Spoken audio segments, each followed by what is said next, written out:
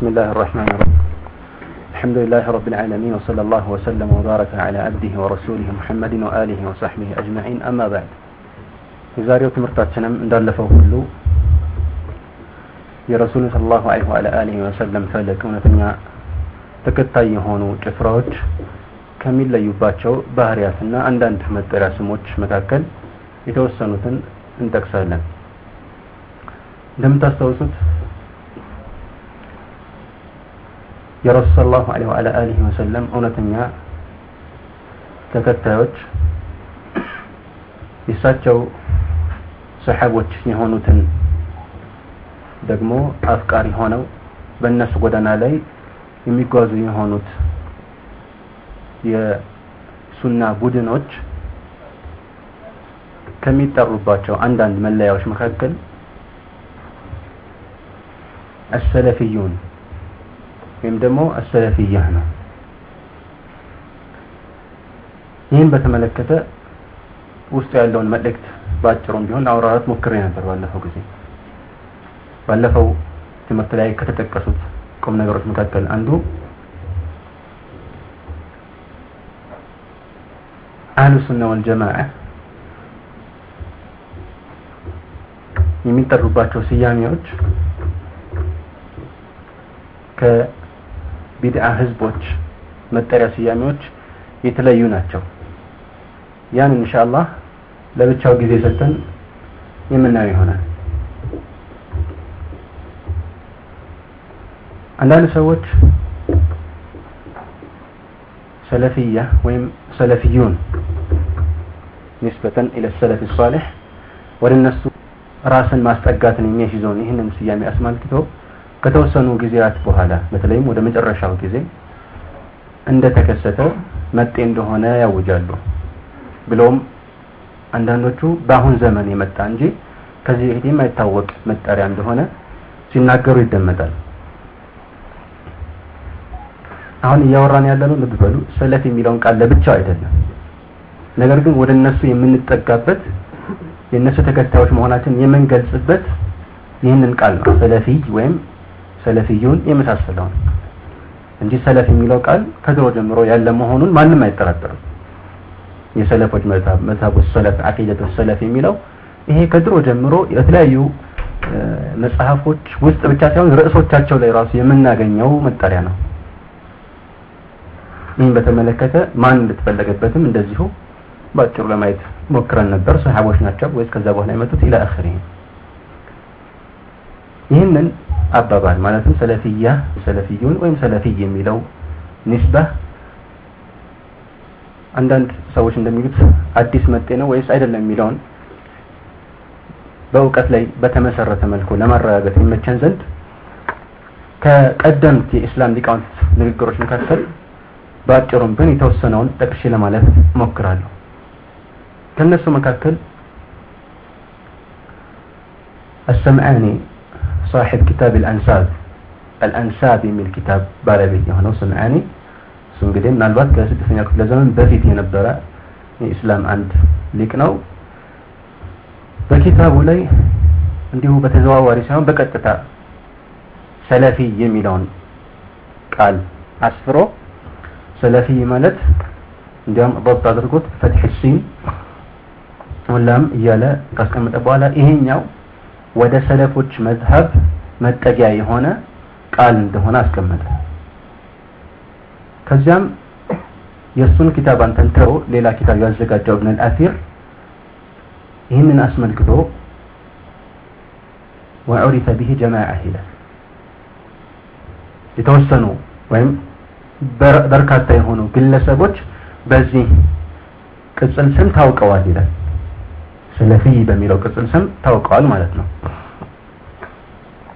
ይህን የሚመስል ንግግር የዘሃቢ كتاب لا እናገኛለን። ኢማም الحافظ محمد بن أحمد بن عثمان الذهبي ያዘጋጀው ሲየር አዕላም النبلاء የተባለ የታወቀው ድርሰቱ ውስጥ እናገኘዋለን።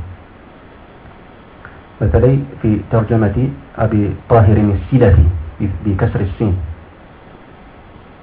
የሱን ተርጀማ ወይም የሱን ታሪክ ባጭሩም ቢሆን ሲያስቀምጥ السلفي ይላል ከስር ሲል ማለት ነው السلفي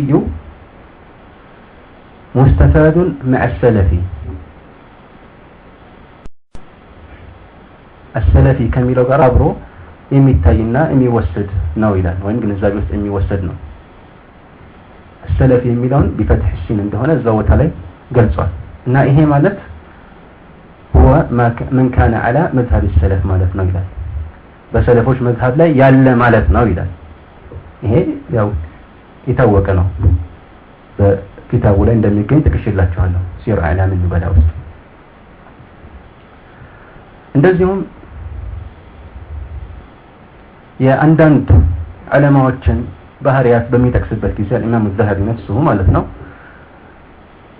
ይሄንን ነገር ያስቀምጣል ለምሳሌ ስለ አቢ الحسن الدارقطني الامام الحافظ ስለሱ ሲናገር ምን ይላል لم يدخل الرجل في علم الكلام ابدا ምናምን ብሎ ስለሱ ከዕልም الكلام ጋር ምንም ግንኙነት እንደሌለው ከወሳ በኋላ ምን አለ بل كان سلفيا ይላል ነገር ግን ሰለፊይ ነበረ ይላል ዳረቁጥኒይን ማለት ነው የሚለው ማን ነው ያቻለው الذهبي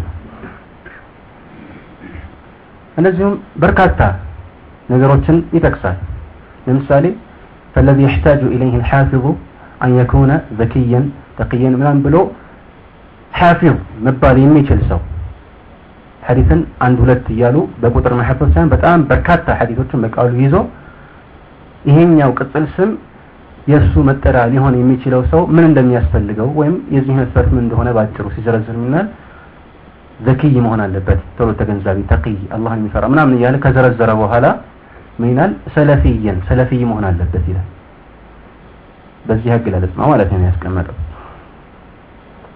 እንደዚሁም ስለተለያዩ ሰዎች በርካታ ቦታ ላይ በተለይ ሲር አዕላም النبلاء የሚለው ኪታቡ ላይ ሌሎችም የተርጀማ የጻፏቸው ኪታቦች ላይ ሰለፊ የሚለውን ስም ለተለያዩ ግለሰቦች አጽድቆት እናገኛለን እነዚህም ሼኹ الاسلام ابن تيمية رحمه الله تعالى في بيان تأسيس الجهمية በፊት አዳዲስ ቢድዓዎች ከመጣታቸው በፊት በሙስሊሞች መካከል የነበረው ክፍል በዋነኛ መልኩ ሁለት አይነት ብቻ እንደነበረ ሲጠቆም ይላል የዛን ሰዎች ሁለት አይነት ነበሩ ሁለት ብቻ ነበር የተከፈሉት ሰለፊያና ጀህሚያ ነበሩ ይላል طبعا ሰለፊያ ሲባል እኛ ብዙ ጊዜ የምንጠቀምበት የመዝሐቡ መጠሪያ አድርገን ነው ነገር ሼክ እስላም በዚህ ቦታ የተጠቀመበት የሰዎቹ መጠሪያ አድርጎ ነው ሰለፊያ ልክ ሐነፊያ ሻፊዒያ እንደሚባለው ማለት ነው ሰዎቹ ናቸው ሐነፊያ የሚባለው ይሄ ተአኒሱ ለልጀምዕ ነው ብዙ ቁጥርን የሚያመለክት ነው ማለት ነው ከዚህ ሁሉ ባሻገር በጣም ብዙ የተወኳቸው ነቆላት አሉ ግን ሁሉን ነገር በአጭሩ ሊያብራራልህ የሚችል ግልጽና የማያወላዳ ንግግር አለ እሱም ሼክ الاسلام تيمية رحمه الله تعالى የተናገረው ንግግር ነው ነሱን እነግራችኋለሁ مجموع الفتاوى አራተኛው ሙጀለድ 149ኛ ገጽ ላይ ታገኙታላችሁ من ይላል لا عيب على من أظهر مذهب السلف وانتسب إليه واعتزى إليه بل يجب قبول ذلك منه بالاتفاق فإن مذهب السلف لا يكون إلا حقا لا عيب على من أظهر مذهب السلف يسلفوش مذهب قلت يدرق سو من نوري اللبتم وانتسب إليه ودرس انتساب يدرق سلفيا عندما لتنا واعتزى إليه اندزه انتساب سلفي بمبال يهون ይችላል الاعتزاء ደግሞ ወደ መዝሐብ السلف ራሱን በማስጠጋት እኔ የሰለፎች መንገድ ተከታይ በማለት ሊሆን ይችላል ወይ ሰለፊ ነኝ በማለት በተለያዩ አገላለጾች ሊሆን ይችላል ምን ያለ ቀጥሎ بل يجب قبول ذلك منه بالاتفاق ይህንን ነገር ከርሱ በሁሉም ስምምነት መቀበል ይገባል የግድ ነው ይላል እና በባሉን ትክክል አይደለም ብሎ ይሄን ነገር መመለስ አይቻልም ማለት ነው ለምን فإن مذهب السلف لا يكون إلا حقا የሰለፎች መዝሐብ ሐቅ እንጂ አይሆንም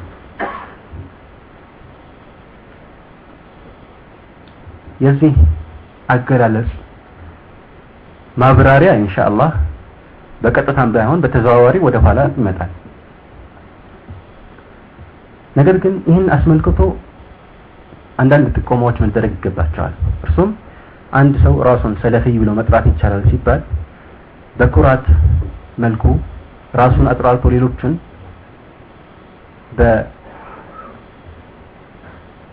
በማዋደቅ መልኩ ከሆነ ይሄ ተከለከለ ነው።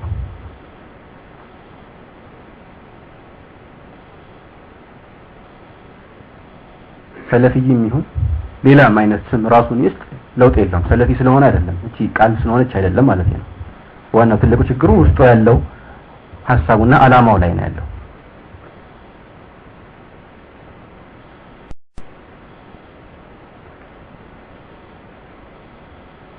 እንደዚሁም አንዳንድ ሰዎች እንደሚያስቡት እያንዳንዱ ሰው ይህንን ስም መጥቀስ እንደሚገባው አድርጎ በተለይ እንደ ቅጽል ስም መጥቀስ የሚገባው አድርጎ ካሰቡት ይሄም ስህተት ነው። አሁን የምናወራው እኛ ራስን ስለ መዝሀብ ሰለፍ አስመልክቶ ያለህን አቋም መጥቀስ ነው፣ ወደዚያ አመለካከትን ማስጠጋት እንጂ አገላለጽ ላይ ስምህን ስትገልጽ ልክ እንደ አባትህ ስም ወይም ደግሞ እንደ ዝርያ ሰለፊ የሚለውን የማስቀመጥ ግዴታ የለብህም። ወይም ሱናም ነው ጥሩ ነው አልተባለም። ምናልባት አንዳንድ ሁኔታዎች ላይ እንደ ጊዜው እንደ አኳኋኑ ታይቶ የሚወሰን ውሳኔ ነው።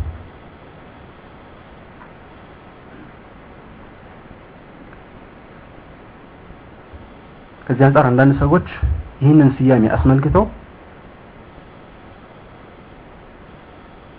በቃል ደረጃ ተግባሩን ብዙ ሳያስተውሉ በቃል ደረጃ ይህንን ስያሜ ማለት አለብህ እያሉ እንደ መፈተኛ የሚወስዱት ከሆነ ይሄም ምናልባት የተከለከለው መፈራረቅ ወይም መለያየት ውስጥ ሊከት ይችላል።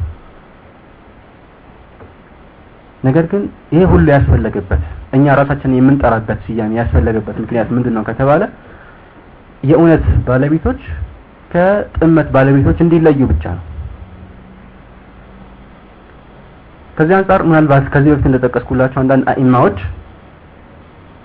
እውነተኛ የሱና ተከታዮች እውነተኛ የረሱላህ ሰለላሁ ዐለይሂ ወሰለም ፈለግ ተከታይ የሆኑ ሰዎች የሚለዩበት ዋነኛ ነገር ወደ ሰውም ይሁን ወደ ሌሎች ነገሮች ራሳቸውን የሚያስጠጉ አይደለም፣ ስያሜ የሌላቸው ነው። ከኢስላምና ከሱና በቀር ሌላ ስያሜ የሌለው ነው ሱና ማለት ብለው አኢማዎች የሚናገሩት ይሄ ትክክል ነው። ለምን ከተባለ እስካሁን የጠቀስናቸው የእውነት ተከታዮች የሚለዩባቸው መለያዎች እና ስያሜዎች ሁሉም ከአንዳንድ ግለሰቦች ወይ ከመነሻ ሁኔታዎችና ክስተቶች ወይም ከያዟቸው ዋነኛ ዓላማዎችና መጥ የሆኑ ቢድዓዎች የተወሰዱ አይደሉም። ከዚህ አንፃር እነዚህ ስያሜዎች በአጠቃላይ ሁሉም ኢስላምን የሚያንጸባርቁ ሙስሊሞችን በአጠቃላይ የሚወክሉ ናቸው። ከሆነ ግለሰብ ወይም ቡድን ወይም አንጃ ጋር የተያያዘ አይደለም። በመሆኑም እውነተኛ ሰለፊ ወይም አህለ ሱና የሆነ ሰው መታወቂያ ካርድ የለው ወይም የሆነ ቦታ ላይ መገኘት አለበት አይባልም፣ ወይ ለሆነ አካል ቃል ኪዳን መስጠት አለበት አይባልም። እምነቱ ነው ትክክለኛ የሚያደርገው። የትም ግባ የትም ወጣ፣ ነጭ ሞንክ ጥቁር፣ ሰማይ ሞጣ ምድር ውስጥም ተቀበርክ ያው ነህ። የዚህ እምነት ተከታይ ከሆን ካንተ ሰለፊ አህለ ሱና ነው የምትባለው። ምናልባት በዚህ ስያሜ ራስን ባጠራ ወይም ስለዚህ ስያሜ ባታውቅም ራሱ ማለት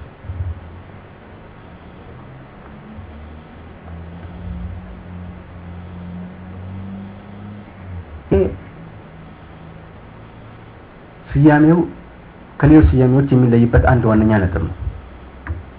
ሌሎችም በርካታ ነጥቦች አሉ።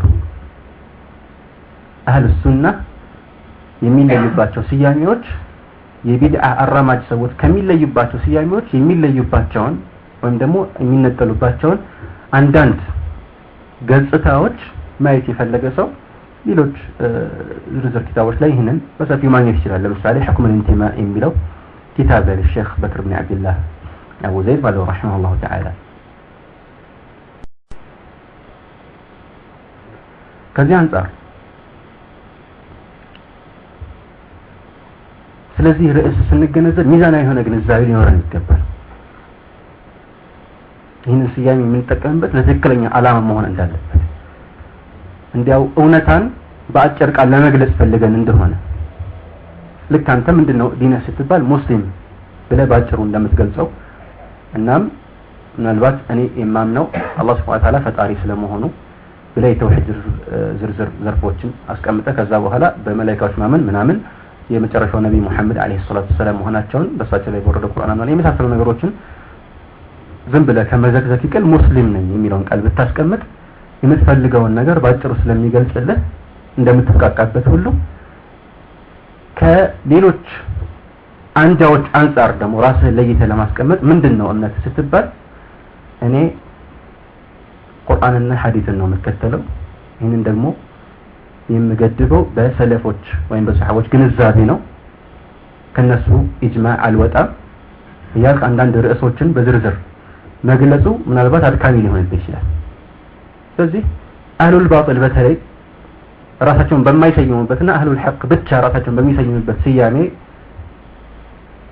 ማንነትን ብትገልጽ የተሻለ ሊሆን ይችላል አጭር በሆነ ቁጥር ደግሞ ነገሩ ተፈላጊነቱን በበለጠ ሁኔታ የተፈለገውን ነጥብ ያሳያል ማለት ነው ኸይሩል ከላሚ ማ ቀለ ወደል አጭር ሆኖ የሚፈልገውን ነጥብ የሚያሳይ ሆነ ንግግር ነው የሚፈልገው ሰለፊ የሚለው ደግሞ ይሄንን ይጠቁማል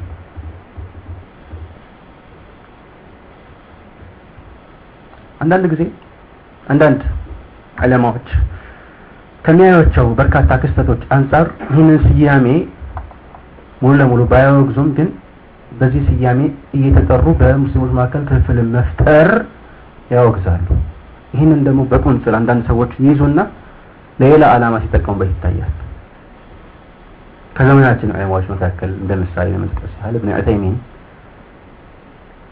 አንዳንድ ቦታዎች ላይ في كتاب الصحوة والإسلامية وفي شرح الأربعين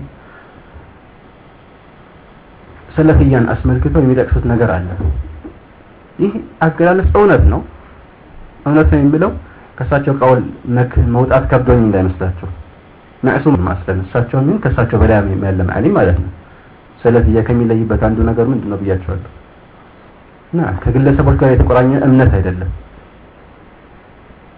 ሁሉንም ተተው አንድ ብቻ ግለሰብ የሚከተሉ አይደለም እነሱ ከረሱል ሰለላሁ ዐለይሂ ወሰለም በስተቀር ግን ቢሆንም አነጋገራቸው አገላለጻቸው ትክክል ነው ምክንያቱም አንዳንድ ግለሰቦች በሆነ ባልሆነው ጉዳይ ልክ በጣም ጠባብ ቤት ውስጥ እንደሚኖር እና ህዝብ መቀነስ እንደሚፈልግ ሰው እነሱ ሰለፊያን እጅግ አጥብበውት ህዝብ መቀነስ እንዳስፈልጋቸው ሁሉ በተቻለ አቅም እንደምንም በእነሱ አመለካከት መሰረት ተከሽኖ የተሰራ ወንፊት አላቸው የሚያጠሩበት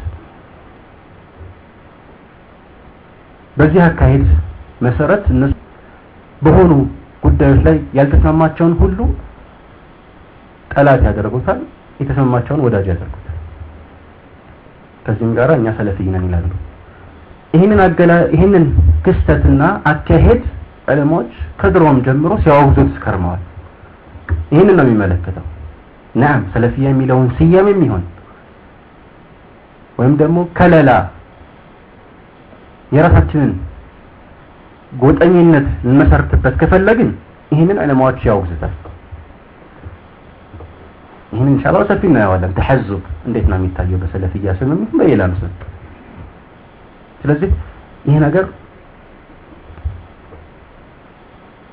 እንደዚህ ካልሆነ ብለው የራሳቸውን አመለካከት ስለሆነ ልጅ ከቁርአንና ከሐዲስ መረጃ ያገኙን ይመስላቸው ይችላል ግን የሆነ እንቅስቃሴ ያላቸው ከኛ ጋር ተስማማ በየትኛውም ጉዳይ ላይ ማለት ነው ትንሽ የሚሆን ትልቅ መቼ አንድ ሰው ከሰለፊያ የሚመጣን ወደ ውስጥ እንደሚገባም መለየት አልቻለም ከዚህ አንፃር ይሄን ጎጠኝነት ከታከለበት ተሐዙብ ካለበት የሆኑ ሰዎችን ብቻ የራሱ ቡድን የሚያደርግ ከሆነ የተስማሙትን ማለት ነው ከዛ ውጭ ያሉትን የራሱ ቡድን የማያደርግ ከሆነ ይሄ ነው የተወገዘው እንጂ ስያሜውን በተመለከተ የእውነት ሰለፊ ከሆነ ይሄንን ኢብኑ ዑተይሚን ሌላም ሰው አያወግዘው ይሄንን ሰለፊ የሚለውን ስያሜ ለማወገዝ የሚያሰራጩ ሰዎች ራሳቸው ሊጠይቁ ይገባል ሌላ ቦታ ላይ ራሳቸው ይሄንን ቃል በብዛት ሲጠቀሙበት ተስተውሏል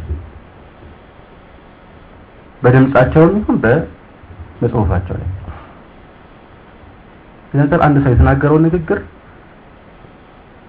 ከሱ መሰረትና አቋም ጋራ አቆራኝተህ አገጣጥመህ ልትገነዘበው ይገባል። ያም ሆነ ይህ ቅድም እንዳልኳችሁ ይህንን ስያሜ ለጎጠኝነት መጠቀም አይፈቀድም። ያም ሆነ ይህንን ስያሜ በተመለከተ ሁላችንም ልንገነዘበው የሚገባ አንድ እውነታ አለ። መቼ ነው አንድ ነገር የሰለፎች መዝሀብ የሚባለው ወይም የሰለፊያ አንድ አቋም ተደርጎ የሚወሰደው መቼ ነው?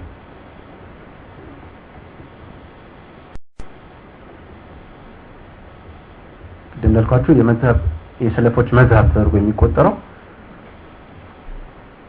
የተወሰኑ ግለሰቦች ስለተናገሩት ወይም ደግሞ ስለተገበሩት አይደለም። ለምን እንደዚህ የምንለው? ይሄ ቢሆን ኖሮማ ራሱን የቻለ ሌላ ጎጠኝነት ነበር የሚሆነው። ከሌሎች የቢድዓ አራማጅ መንገዶችና መጠሪያዎች የሚለይበት ዋነኛው ነገር ይሄ ነው። ይህን በተመለከተ ኢብኑ ተይሚያ ረሂመሁላሁ ተዓላ የሚያስቀምጣቸው አንዳንድ መርሆዎች አሉ።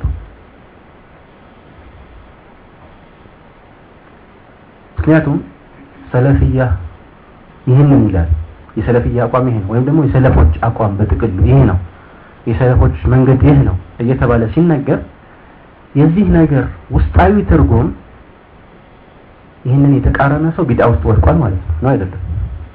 ይህንን የተቃረነ ሰው የሰለፎችን መንገድ ርቋል፣ በአቂዳው ላይ ችግር አለበት እንደማለት ነው የሚቆጠረው። ከዚህ አንፃር ይሄን ነገር መዝሀብ ሰለፊ የሚባለው ነገር በጥንቃቄ ማወቁ የግድ ነው። ይህንን ኢብኑ ተይሚያ ረሂመሁላህ ተዓላ ሲያብራራ ባጭሩ ተክስላችኋለሁ። መዝሀብ ሰለፍ የሚታወቅበት መንገድ ሁለት እንደሆነ ይጠቁማል። በሁለት መንገዶች ነው የሚታወቀው።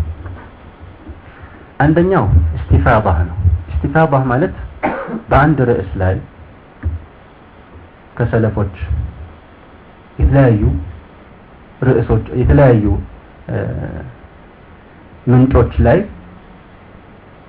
ተመሳሳይ ንግግሮችን ስታገኝ በተለያዩ ምንጮች ላይ የሚገኝ ተመሳሳይ ንግግር አለ። ከዚህኛውም ዓሊም ከዛኛውም ከዚህም ያንን የሚቃረን ነገር ደግሞ ከነሱ መካከል አታገኝም።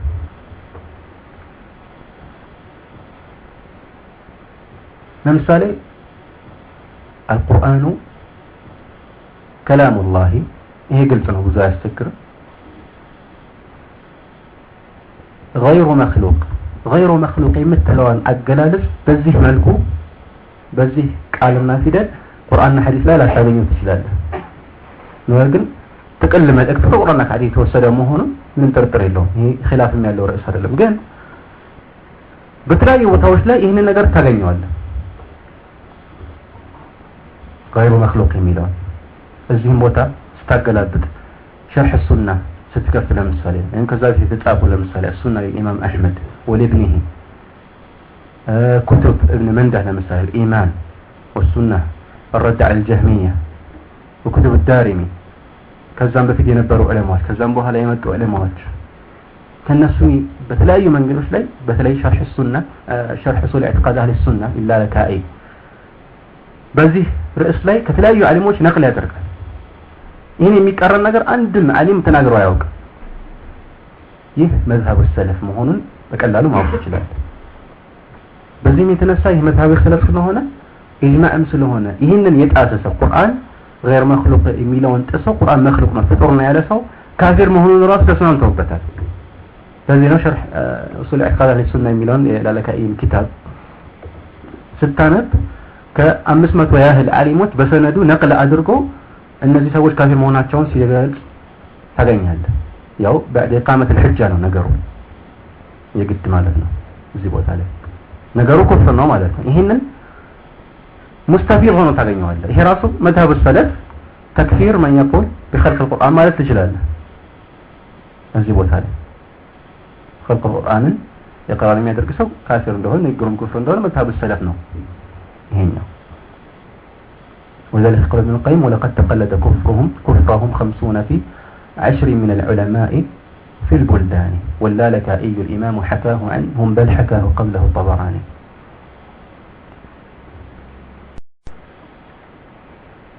ይሄ እስቲፋባ ነው እንደዚህ አይነት ብዙ ምሳሌዎች መጥቀስ ይቻላል ሁለተኛው መንገድስ ምንድነው አንድ አህሉ ሱና ዘንድ ትልቅ ቦታ ያለው የኢስላም ትልቅ ሊቅ የሰለፎችን መዝሐብ በማወቁ የተመሰከረለት አንድ ዓሊም በዚህ ርዕስ ላይ አህሉ ሱና ሁሉም ተስማምተዋል ብሎ ኢጅማዕ ነቅል ሲያደርግ ወይም ስምምነታቸውን ሲጠቅስ ይሄ ርዕስ በዚህ መልኩ የሰለፎች መዝሐብ የነሱ መንገድ መሆኑን ትረዳለህ ይላል ግልጽ ነው አይደል ከድሮ ዓሊሞች ሊሆን ይችላል አህሉ ሱና በአጠቃላይ እዚህ ነገር ላይ እንዲህ ብሎ ተስማምተዋል ሲል كذلك عالمዎች መካከል مثل الدارمي أو محمد بن نصر المروزي وإن كذا بوهلا እንደመጡ أئمة مثل أبي عمر بن عبد البر وإن كذا بوهلا يمتوا بيهونو مثل شيخ الإسلام ابن تيمية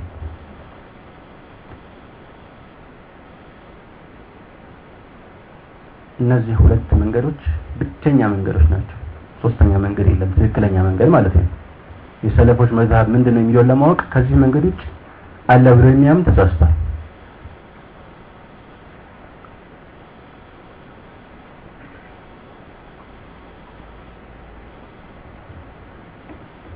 ሌላ ሶስተኛ መንገድ እንዳለ ግን ሼኹል እስላም ጠቆመ ትክክለኛ አይደለም የተሳሳተ መንገድ ብዙ ሰዎች የሚታለሉበት አንዳንድ የፉቃሃዎች የታላቅ የእስላም ሊቃውንት ተከታይ የሆኑ ተከላይ ትኩረት ያላቸው ዓለሞች ብዙ ጊዜ የሚሄዱበት መንገድ ነው ግን ስህተተኛ የሆነ መንገድ ነው ምንድነው ይሄ መንገድ ضبط مذهب السلف بايش بالفهم በግንዛቤ ላይ የተመሰረተ ነው እስቲንባጥ ማድረግ ልብ በሉ ኢጅማዓት ነገሮች ላይ ፈህም አይገባም በቂያስ ኢጅማዕ ኢስባት ማድረግ አይቻልም ለምሳሌ እንደምሳሌ ልቀስላችሁ አንድ ርዕስ ላይ ዑለማዎች እንደተስማሙ ካወቅ የሆነ ህክም ላይ ማለት ነው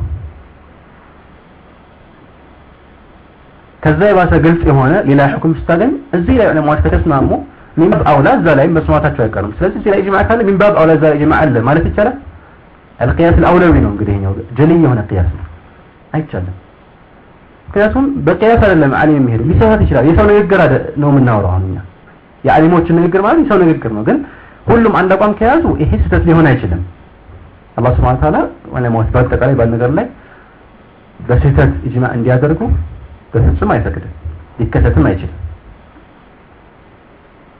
ቢሆንም ግን እስቲንባጥ ማድረግ አትችልም ለምን ሰው ነውና ይሄንን ቅያስ በትክክል ሊሳሳትም ይችላልና ማለት ነው በትክክል ከላሞች የሱ ንግግሮች በአጠቃላይ ሁሉ ነገሩ የሚስማማ የማይጋጭ ላይሆን ይችላል የሰው ልጅ ግልጽ አይደለም ልክ የሰው መዝሐብ ራሱ የአንድ ሰው አመለካከቱ እዚህ ላይ እንዲህ ካለ እዛ ላይ መቼም እንደዛ ነው የሚለው ብትል ምናልባት ገለበት ተባል ሊሆን ይችላል ብዙ ጊዜ ሊሆን ይችላል ና ላይሆንም ግን ይችላል ከዚህ አንፃር ከዚህ በፊት በሆነ አጋጣሚዎች ላይ እንተጠቀም ነው لازم قول الانسان ليس قولا له አይደለም ኢላ ኢደል ተዘመደ ያን ሰው ንግግር ውጤቱ መጨረሻው ማለት ነው እሱ ሳያስበው ሊሆን ይችላል አስቦት ሊሆን ይችላል እሱ በትክክል እስካልተናገረ ድረስ ይሄ ንግግር ያንን ያመለክታል ተብሎ ያንን ንግግር ተናግሯል አይባልም ይሄን የምልበት ምክንያት ምንድነው ضبط مذهب السلف بالفهم በግንዛቤ በስቲንባጥ በመናም አይቻልም ይሄን የሚያደርጉ ሰዎች ምንድነው የሚጠቀሙበት መንገድ ቁርአንና ሐዲስ ላይ በእነሱ ግንዛቤ እንግዲህ ለበበት ትክክል ላይ ሆነ ይችላል ቁርአንና ሐዲስ ላይ በእነሱ ግንዛቤ የሆነ እውነታን ይረዳሉ ይሄ እውነታ ከቁርአንና ከሐዲስ የተወሰደ ስለሆነ ሰለፎች ደግሞ እንደሚታወቀው ከሐቅ አይወጡም ስለዚህ እነሱ ከሐቅ የሚያውቁ ከሆነ ቁርአንና ሐዲስ ላይ የምሰው መለከተ ምንድነው ማለት ነው ይሄ የማን መንገድ ነው ማለት ነው የሰለፎች መንገድ ነው ማለት ነው ስለዚህ በሷ አመለካከት እንግዲህ ያው ሁሉም ትክክል የመሰለው ነገር ሁሉ ቁርአንና ሐዲስ እንደዚህ ይላል ብሎ የገመተውን ሁሉ ምን ያደርገው ነው መዛብ ሰለፍ ይሄ ስህተት ነው ምሳሌ ልጥቀስላችሁ አቡ الحسن الاشعري اسماعيل الاشعري አህለ ሱና ባልተቃላይ አላህ Subhanahu Wa Ta'ala ጅስም እንዳልሆነ ተስማምተዋል ይላል አላህ ጅስም እንዳልሆነ አህለ ሱና አቋማቸው ምንድነው በዚህ ርዕስ ላይ እንደዚህ አይነት አነጋገሮችን አይቀበሉም በመሰረቱ ነውም አይደለም ምናምን ያው ርዕሱ ውስጥ አይገቡም ምንድነው የፈለክበት በዚህ ርዕስ ጅስም የሚለውን ቃል ሐቅ ከሆነ የፈለክበት ቁርአንና በሐዲስ በመጣው ትክክለኛ አገላለጽ እናረጋግጠዋለን ይሄንን ቃሉን ግን በለፍዙ ደረጃ አንቀበለው መቼም ቢሆን የፈለክበት ደግሞ ባጢል ከሆነ ቃሉንም ማዕናውንም አንቀበልም ይታወቃል ግልጽ አይደለ ግን እሱ እንደዚህ አለ ለምን እንደዚህ ያለው ለምን ይመስላችኋል ምክንያቱም ሰለፎች በብዙ ንግግሮቻቸው ላይ ሙጀሲማዎች እያሉ እነሱ ላይ ረድ ያደርጋሉ ከነሱ ያስጠነቅቃሉ ትክክለኛ መንገድ አለመሆኑ ይጠቆማሉ ሙጀሲማዎች ሙሸቢሃዎች ምናምን ያሉ እነዚህን ሁሉ ሲወባቸው ሲያይ እሱ እንግዲህ ምን ተገነዘበ ከዚህ ጅስም ይላሉ ነው ሰዎች ሰለፎች ደግሞ አይሉም ማለት ነው ስለዚህ اجمع السلف على ان الله سبحانه وتعالى ليس بجسم ማለት ነው እስቲመጣ አድርጎት ማለት ነው اجمع የሚለው ከየት አመጣው እያንዳንዱን አይቶ ነቅል አድርጎ አይደለም ግን እስቲንባጥ ነው ይሄ ስህተት ነው አንድ ምሳሌ ማለት ነው አቀየው ይሄንን ዛሬ ራሳቸውን ወደ ሰለፊያ መታው የሚያስጠጉ ሰዎች ሁሉ በትክክል ቢገነዘቡት ብዙ ኺላፎች አይነሱም ነበር ነው አይደለም አስተውሉት መታበ ሰለፍ ምንድነው የሚለው ምንድነው ይሄው አምጣ ነው የምትለው መረጃ ይሄ የሰለፎች መታሰብ ነው ግን በጣም የሚያሳዝነውና የሚደንቀው ምናልባት እንኳን ሐቅ ሊሆን ይቀርና ማለት ነው መታበ ሰለፍ የሚባለው ምናምን እንደዚህ ምላችሁ ለምንድነው ኺላፍ ይኖርበት ይችላል በመሰረቱ ማለት ነው የሆነ ርዕስ ላይ ሰለፎች ራሳቸው ኺላፍ ሊኖራቸው ይችላል ግልጽ አባባል አንዱ ይሄንን ይመጣል ሌላ ያኛውን ይመጣል ይሄ መሳኢል ኢጅቲሃዲያ ሊሆን ይችላል በዚህ ቦታ ይሄ መተው ሰለፍ በጥቅሉ አይባልም የሰለፊያ ይባላል አንደኛው ቃል ለምን ይሄ ሰለፊያ ከሆነ ተቃራኒ ቢድዓ ነው ማለት ነው ስለዚህ እነዛ ሰለፎች ራሳቸው ያንን ያልተቀበሉት ምን ሊሆኑ ነው ቢድዓ ውስጥ ይወደቁ ሊሆኑ ነው ማለት ነው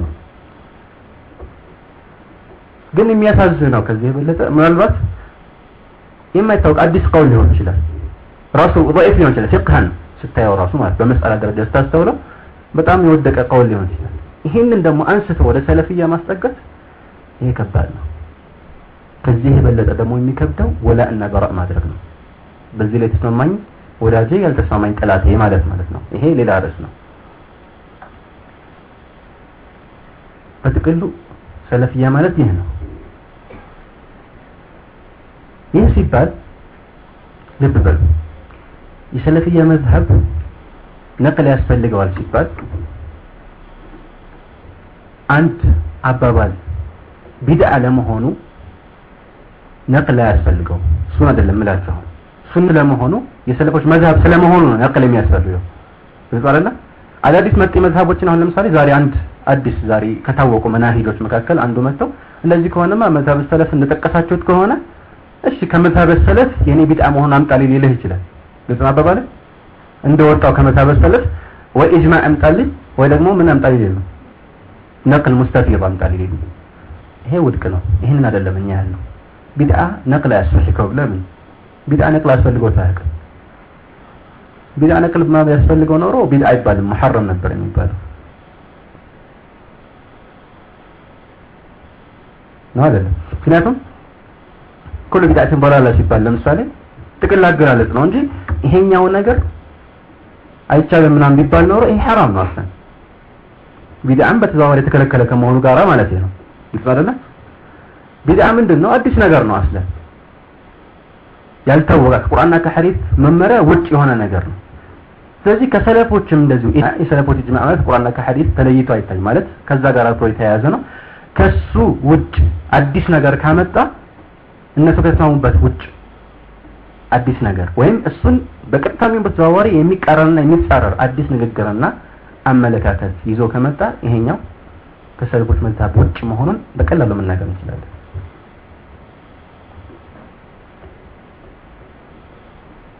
ይህ ሲባል በአሁን ዘመን ለምሳሌ የምናያቸው አንዳንድ አካሄዶች በአጠቃላይ በቀጥታ በሰለፎች መዝሀብ እና በእነሱ ንግግር ውስጥ እሱን የሚቃረን አናገኝም ማለት አይደለም እንደውም አብዛኛዎቹ ስህተቶች ቀጥታ ከድሮ ቢድዓዎች የተወረሱ ናቸው ያ ሌላ ርዕስ ነው ሰፊ ጊዜ ሊሰጥ ይችላል ከዚህ በበለጠ ማለት ነው ይሄ ሰለፍ እና ሰለፊያ የሚለውን ቃል በተመለከተ የምንለው ነገር ነው ከዛ ውጭ ማንኛውም ሰው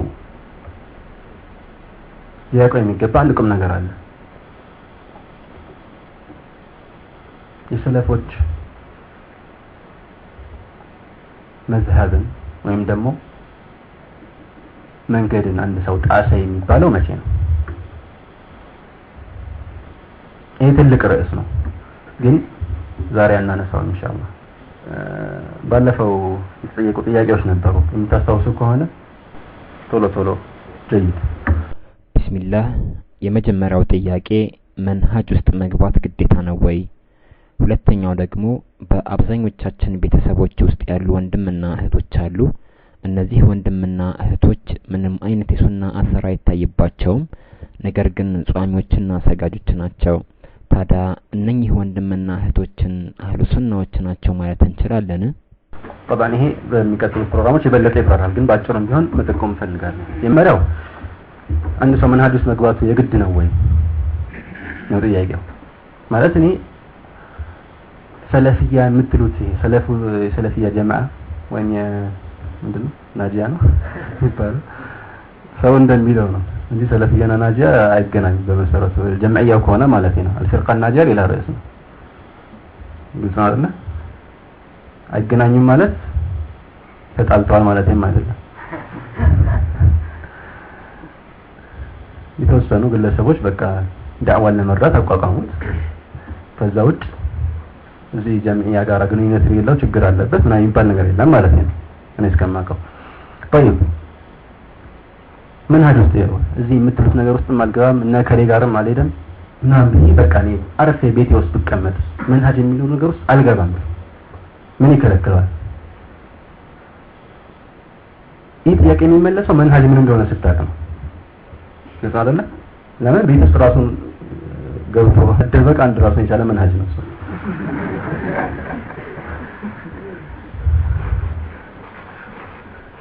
መንሃጅ ማለት በቋንቋ ደረጃ መንገድ ነው፣ መሄጃ ነው። ግልጽ አይደለ? እኛ እስከዛሬ የምናወራው መንሃጅ ልብ በሉ ከሰዎች ጋር የተያያዘ አይደለም። ይሄ አይነት ሐሳብ ብዙ ሰዎች ጋር የሚመጣው ከምን ጋር ተያይዞ ነው? መንሃጅ የሚሆን ከሆነ ግለሰቦች ጋር ስለሚያያይዙት ብቻ እኛ ከግለሰቦች ጋር ምንም ቂምም ሆነ ጥላ የለንም በዲን ካልሆነ በስተቀር ማለት ነው። ግልጽ አይደለ? ከዚህ አንፃር የምንጣራው እኛ ጋር ነው። እኛ ጋር ተማሩ ወይም ደግሞ አዋጡም አይደለም፣ ወይም ደግሞ እነከሌ ተደቡልን ወይ ስለነሱ የሆነ ነገር ተናገሩልን ጻፉልንም አይደለም። ከሁሉ በፊት አስቀድመን ጥሪ የምናደርገው ወደ አልኢስላም ነው። ሰለፊያ ማለት አልኢስላም ነው።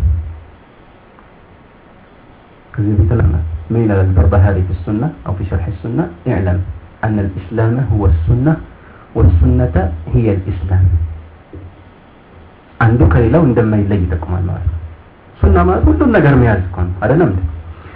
ይሄንን በትክክል የተከተለ ወይም በጥቅሉ ሰለፊያ የሚባል አህለ ሱና አቋም የሚባል ይሄንን ነገር በትክክል አምኖበት ተቀብሎ ከሰራበት የሆነ መስጂድ መጣም አልመጣም ይሄ ሰው ወደ ዘንጠላ አህለ ሱና ነው የሚባለው። አህለ ሱና ነው የሚባለው ማለት ነው። ከዚህ አንፃር ቅድም እንዳልኳቸው አህለ ሱና የሆነ መለያ ነገር የላቸውም እና መንሃጅ መግባት ወይም አለመግባት ሲባል የሆኑ ሰዎች ጋራ አብሮ የሆነ ነገር ውስጥ መግባት አለመግባት አይደለም። ስለ መንሃጅ ካወራን ይሄ አቂዳ መንሃጅ ማለት ነው በትክክል ስናየው ማለት ነው። አቂዳው ደግሞ መስተካከል አለበት። ስለዚህ መንሃጅ ውስጥ መግባት የተፈለገበት በቃል ደረጃ ማለት ነው በትክክለኛው አገላለጽ መሰረት ማለት ነው መንሃጅ ነኝ በሚለው መልኩ ከሆነ መንሃጅ መግባት ግዴታ ነው። ግን የትኛው መንሃጅ الرسول صلى الله عليه وسلم መንሃጅ الصحابه ውስጥ መግባት የግድ ነው። ከዚህ መንሃጅ መውጣት አይፈቀድም። አይ መንሃጅኛ የምንፈልግበት እነ ከሌ ጋር መሄድ ወይ እነ ከሌ ጋር መሄድ ምናምን ከሆነ ይሄ ግዴታ አይደለም። አንተ ኢላ የሐቅ ሰዎችን ይመርዳት ግዴታ አለበት። በነገሮች ላይ የምትወስደው አቋምና እርምጃ በፍትህ ላይ ተመሰረተ መሆን አለበት። ከእውነተኞች ጋር ልትሆን ይገባል። ያ አዩሃ الذين آمنوا اتقوا الله وكونوا مع الصادقين ከእውነተኞች ጋር ሁን ተብለሃል።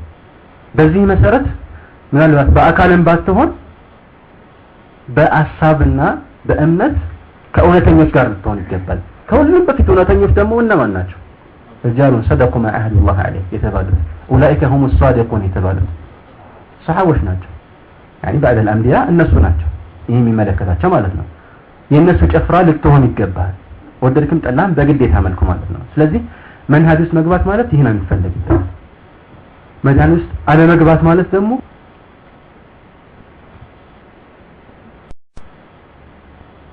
ቅድም በተባለው መልኩ ከሆነ ትክክል አይደለም። ኢላ አንዳንድ ሰዎች እንደሚሉት ሐቅን እኔ ካወኩኝ ከዛ ውጭ አያገባኝም ይሉና ግን በዚህ ሽፋን ስር የሚሉት ነገር አለ ወይም የሚያራምዱት እርምጃ አካሄዳለ። ምንድነው እሱ? ሁሉንም በእኩል አይን ማየት። አያገባኝም ሙስሊም እስከሆነ ድረስ አያገባኝም ከዛ ውጭ ምንም ነገር አልጠይቅም። ይሄ አባባል በተግባር ደረጃ የሚያስኬድ አይደለም። ወደ ዘንጠላ ማለት ነው። በንግግር ደረጃ ሲናገሩት አንዲት አረፍተ ነገር ብቻ ነች። ከዛ በኋላ አራት ምድር ማስቀመጥ ቀላል ነው። ግን ይሄ አይደለም እውነታው ማለት ነው። ብዙ ሰዎች እንደዚህ የሚሉ ሰዎች ከአንድ ጎራ ጋር ሆነው ሌላውን ሲዋጉ ታያቸዋል። እውነታውን ታየው ማለት ነው። በተግባር ደረጃ እኔ እንዲህ አይነት ነገር ውስጥ አልገባም ምናምን የሚልህ ሰው በገሃዱ ዓለም ስታስተውለው ከሆኑ ሰዎች ጋር ሆነ የተወሰኑ ቡድኖች ላይ ከባድ የሆነ ጦር ሲከፍት ታገኛለህ። ስለዚህ ይሄ በገሃዱ ዓለም የሚሆን ነገር አይደለም ማለት ነው። ከዚህ ጋር አልገባም ከዚህ ጋር አልቀላቀልም የሚለው ነገር ይሄ በጥቅሉ ኢንሻአላህ ብዙ ማብራሪያ ሊያስፈልገው ይችላል። ግን በምን ወስዳቸው አንዳንድ ኢንሻአላህ ወይም በምናሳልፋቸው ትምህርቶች ብዙ ነገሮች ሊከፈት ይችላል። ሌላው ጥያቄ ምንድነው የሚባለው? አንዳንድ ወንድሞቻችን ቤት ውስጥ ወይ ሌላ ቦታ ያሉ አሚናቸው ስለ መንሃጅ ምናልባት የሚበላ ይሆን የሚጠጣ ያቁም ምን እንበላቸው? እነዚህ አንድ ሰው ዝርዝር ጉዳዮችን ባለማወቁ ከትክክለኛው መንሃጅ የወጣ ነው አይባልም። ልብ በል። የሆነ እህት ወንድም ልጅ ይኖርሃል። ይሄ ሰው ምንም ነገር አያውቅም። በተለይ ስለ ሰዎች ማለት ነው። ስለ መንሃጅ ማለት የሚጀምረው ከሰዎች በማወቅ ስለ ሰዎች በማወቅ አይደለም። ይሄ ኢንሻአላህ ሌላ ርዕስ ይኖረው።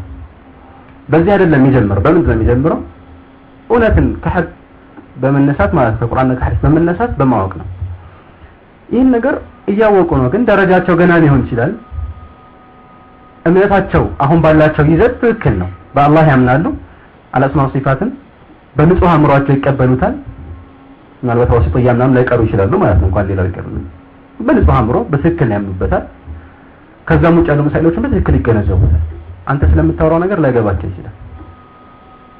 እነዚህ እምነታቸው እንደ ትክክል ተደርገው የሚቆጠረው አማሞች ብዙ ዑለማዎች እንደሚሉት እንደ አህለ ሱና ነው የሚቆጠሩት። ግን እነዚህ አዋሞች የሚከተሉት ዓሊም ለምሳሌ ማለት ነው አንድ ዓሊም ሊሆን ይችላል። ግን በቦታው ያሉ ዑለማዎችና መዝሀቡ ሙንተሽር የሆነው የቢድዓ መዝሀብ ከሆነ እነሱ ሁክማቸው እንደዛ ነው የሚሆነው في ظاهر الاحكام ማለት ነው። እንበል ለምሳሌ የሆነ ሀገር ውስጥ ሺዓዎች በጣም ይበዙበት ሀገር ረዋፊው ይበዙበት ሀገር ማለት ነው። ዑለማዎቻቸው መሪዎቻቸው ምኖቻቸው ረዋፊያቸው የነሱ እምነት እንደዛ ነው። ግን እንደምታውቁት በተለይ ሺዓዎች ዑለማዎቻቸው ብዙ ምስጢሮችን ያውቃሉ። ውሸታም እንደሆኑም ያውቃሉ። ራሳቸው ውሸታም እንደሆኑ ማለት ነው። ብዙ ውሸቶችን ይቀጥፋሉ። የተለያዩ እምነቶች አላቸው። ከሌሎቹ የሚደብቋቸው ሊሆን ይችላሉ ወይ እዛ ደረጃ ሌሎች ስላልደረሱ አያውቋቸው። ስለዚህ ብዙ ነገሮች ተታስተውላቸው እነዚህ ምስኪኖች ናቸው። ብዙ ነገሮችን አያውቁም። በመሰረታዊ ነገሮች ላይ ሊስማሙ ይችላሉ። ከዛም ውጭና ትላልቅ ነገሮችን ላያምኑበት ይችላል፣ ላያውቁትም ይችላል። ለምሳሌ ብዙ ሺዓዎች ሁሉም አይደሉም፣ አብዛኛዎቹ ወይም የተወሰኑት በተለይ አሁን ሰዓት ያሉት ቁርአን ተቀይሯል ብለው ያምናሉ። ትክክለኛ ቁርአን አይደለም አሁን የወረደው ተጨምሯል፣ ተቀንሶበታል ብለው ያምናሉ። ይሄንን ያልሰሙ ይኖራሉ ከነሱ መካከል ማለት ነው። ግልጽ አይደለም። እነሱን በተመለከተ እነዚህ አዋሞችን የነሱን አዋሞች በተመለከተ አህሉ ሱና ናቸው ይባላል። እንዴት ተረጋው አህሉ ሱና መቼ ገቡበትና አህሉ ሱና ይባላል አይባልም። ግን ይህ ሲባል ደግሞ በተለይ ተክፊር ላይ እያንዳንዱ ርዕስ አንስተን ማለት ነው ዑለማዎቻቸው ምን ይላሉ? ቁርአን ተቀይሯል ይላሉ። ስለዚህ ይሄን ያለ ኩፍር ነው ካፊር ነው እነሱም ካፊሮች ናቸው አትልም። ይሄን ነገር ላያውቁት ላያምኑበት ይችላል ቢሰሙት ማለት ነው። አታውቅም። በዝርዝር ርዕሶች ላይ እነዚህን ዝርዝር ርዕሶች አስመልክቶ ወደ እነሱ አታስጠጋው። ይሄንን ይላሉ ይሄን ይላሉ አትልም እነሱ ማለት ነው። ይሄ ሲባል ግን ከመጀመሪያ ጀምሮ ያሉበት መዝሀብ ይሄ ነውና አህሉ ሱና አትላቸው። እነሱን ወይም ከዚህም ባነሰ መልኩ ማለት ነው ግልጽ እንዲሆን ብያ ነው ራዋፊቦችን የሚሲያዎችን ምሳሌ ያመጣው። እነሱ ምንድናቸው ምሳሌያቸው እንደዚህ ሆነ የሚሆነው ማለት ነው ግልጽ አይደለ ከዛ ውጭ ግን ኢስፍ ነው ከዚህ አንፃር አንዳንድ ሰዎች እንደሚያደርጉት እነሱ የሚማሩበት ቦታ ያላዩት ሰው በአጠቃላይ ከነሱ ውጭ የሆነ ሰው አንዳንድ ጊዜ በሆነ አስተያየት ነው የሚያዩት ሰላም አለይኩም ሲላቸውም አንዳንዶቹ ላይ መልስ ይችላሉ አንዳንድ ጊዜ ደግሞ በጣም በቀዘቀዘ ሁኔታ ይመልስለታል ማለት እዛ ያልመጣ ሰው ምንድነው ይሄ ራሱን የቻለ አንድ ጣኢፍያና ተህዝብ ነው ግልጽ አይደለ አተር ሰለፎች አተር የሱና አተር የሚለው ነገር نعم የሱና አተር የሚለው ነገር ልብ በሉ ምን አይነት ሱና ነው የሚፈለግበት አሁን ሱና ላዚም የሚለው ከአቂዳ ጋር የተገናኘው في مقابل ቢድዓ ያልነው ከሆነ እሱ ግልጽ ላይሆን ይችላል በፊት ለፊት ላይ ታይበት ይችላል ማለት ነው ማንም ሰው ቢሆን አንተም ቢሆን ሲመን አስረዘመን ቢት ረሱል ሰላም ጋር መጥቶ አተር ይሄኛው ከተፈለገበት ማለት ረሱል ጋር መጥቶ አቡ ذل خويصر التميمي የተባለው ምን አይነት ነበር አቡ ሰዒድ አልኹድሪ ስለሱ ሲናገር መላጣ ነው ጺሙ ረጅም ነው ሱሪው እንትኑ ቀሚሱ አጭር ነበር ኸዋሪጅ ነው ማለት ነው መጀመሪያ መጣ ይሄ ከሆነ አተር ይሄ ከማዕሲያ ጋር የተያያዘ ነው የሚሆን ቢበዛ ማለት ነው ጺሙን ቢላጭ ይሄ ምንድነው ቢድዓ ነው ማዕሲያ ነው የሚሆነው ይሄ ወንጀል ነው የሚሆነው ወንጀል ቀላል ነው ብዬ ለማጣጣል አይደለም ሌሎችም ሱሪም ቢያስረዝም እንደዚሁ አይደለ ይሄኛው ነገር ከአህል ሱና ላይ ያስወጣው ይችላል በመሰረቱ ማለት ነው ና ይሄ አይነት ነገር ቦታ ላይ ኖሮ ይችላል ስንት አለ የምናውቀው ማለት ነው እንዴ ነው ነገር ላይ ተሳው ይኖራል ግን አቂዳ ላይ ቀልድ አያውቅም ምናልባት በዚህ ነገር ላይ ችግር ካለባቸው በአቂዳ ችግር ካለባቸውና ሲሯቸውን ከመሳጠሩ ሊሻል ይችላል በአንድ በኩል ስታየው ማለት ነው ይሄ ከሰለፎች ነገር ብዙ ምሳሌ አለ ከዛ ውጭ ያለ አተር ለምሳሌ ከሱናን ትክክለኛ የረሱል ሰላም ሱናን የመጣስ ነገር ከታየበት ያ ሌላ ርዕስ ነው ግልጽ የሆነ ሱናን የሚቀር ነገር ታይቶበታል ማለት ነው ከንግግሩ ወይም ደግሞ እምነቱን የሚያንጸባርቅበት ተግባር ነው والله